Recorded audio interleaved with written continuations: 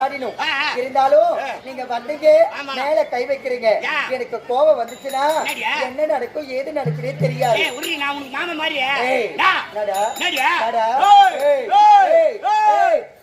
அதே போட்டா சரி என்னடா பாக்குற ஒரே குத்து குத்தன்னா மூக்கத்துல இருந்து தக்காளி ஆச்சு வச்சுக்கிறாங்க. காது மேல அடிச்சுட்டு வச்சுக்க கப்படா கப்படா கப்படா கப்படாவா ஒரே குத்து வாய பார்த்து குத்தனா 32 பல்லு கீழே விழுந்து 2 பல்லு கொட்டி போச்சு 30 பல்லு தாங்குது.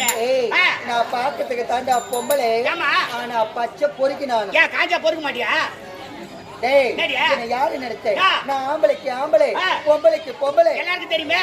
வெளிய வந்தா பொம்பளை உள்ள போனா ஆம்பளை.